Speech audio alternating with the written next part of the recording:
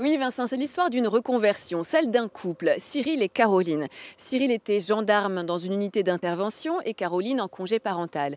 Ils ont décidé de quitter Paris pour venir s'installer ici en tant que maraîchers biologiques. Alors là, c'est l'heure de la cueillette des fraises. Cyril, pourquoi avez-vous décidé de changer de vie à l'âge de 30 ans? Alors c'est un projet que j'avais quand j'étais plus jeune. Je voulais m'installer en tant que maraîcher, mais n'étant pas issu du milieu agricole, c'est compliqué quand on est jeune de pouvoir s'installer, trouver des terres. Donc je suis parti faire un métier complètement différent. Et je m'étais dit à 30 ans, c'est le bon moment, c'est maintenant ou jamais. Donc on s'est installé, on a trouvé des terres dans un endroit qui nous convenait. Des terres en plus en biologique, parce que ça c'était très important pour vous de faire de la culture bio. Pourquoi?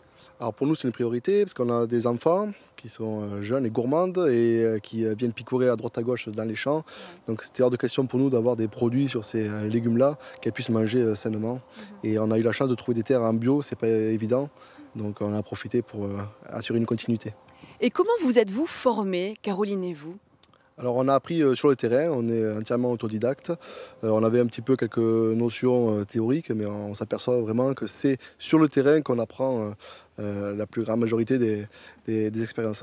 Alors justement, comme je suis sur le terrain aujourd'hui avec vous, on cueille les fraises actuellement. Comment va-t-on choisir les meilleures fraises? Alors sur un étal de marché, le plus important c'est de prendre des fraises françaises. Et de saison? De saison, et si possible d'un producteur local, parce que la fraise n'aime pas trop le transport. Donc on utilise tous ces sens, il faut que la fraise soit bien brillante, rouge et brillante, avec la collerette verte. Et on utilise aussi son odorat, il faut qu'elle sente très bon. Et après il n'y a plus qu'à la goûter pour confirmer si vous voulez. Je vais déjà la sentir. Et la goûter. Très savoureuse. Quelle est, Cyril, la plus grande difficulté à laquelle vous avez été confronté? Alors c'est certainement l'année dernière, on faisait du demi-gros sur la courgette jaune. On a eu un petit souci avec des taches vertes qui sont apparues sur ces courgettes. Et ça nous a été refusé à l'expédition, presque quasiment 10 tonnes de courgettes qui nous sont restées sur les bras. Tout ça pour des questions d'esthétique, de calibre, ça ne rentrait pas dans les normes. Et ça nous a mis un gros coup l'année dernière. Et ça, c'est un message très important que vous voulez faire passer. On a l'habitude de voir des légumes extrêmement standardisés sur les étals. En biologique, on n'est pas forcément dans ces standards esthétiques et pourtant, ce sont des légumes et des fruits qui sont extrêmement bons à la consommation. Je peux vous le prouver. Et oui, Vincent, Caroline et Cyril ont misé sur un légume peu connu. Il s'agit du chou kale. C'est un légume qui a été popularisé par les Américains, une variété de chou sauvage, peu connu et oublié en France. Pourquoi vous avez fait ce choix, Cyril?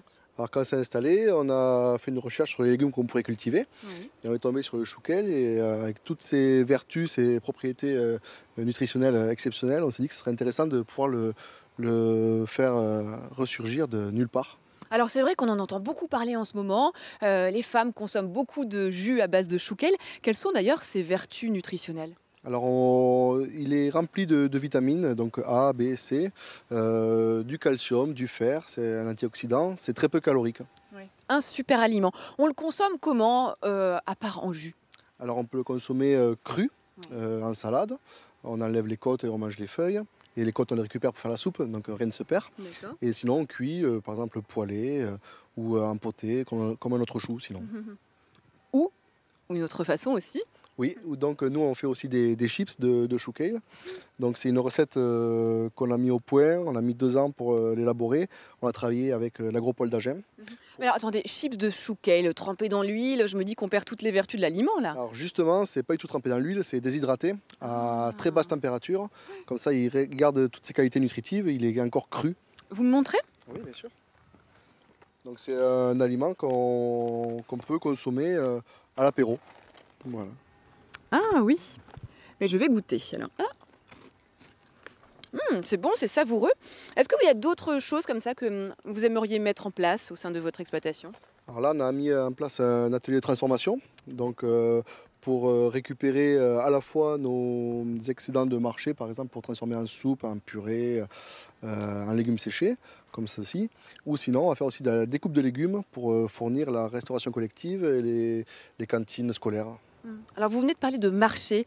On peut vous rencontrer sur certains marchés dans la région? Donc on est présent tous les samedis matins sur le marché de producteurs de Montauban Oui. et aussi au marché de quartier Saint-Michel à Toulouse. Et bien voilà de bonnes adresses pour pouvoir vous procurer de bons légumes dans la région à Montauban et dans le quartier Saint-Michel de Toulouse.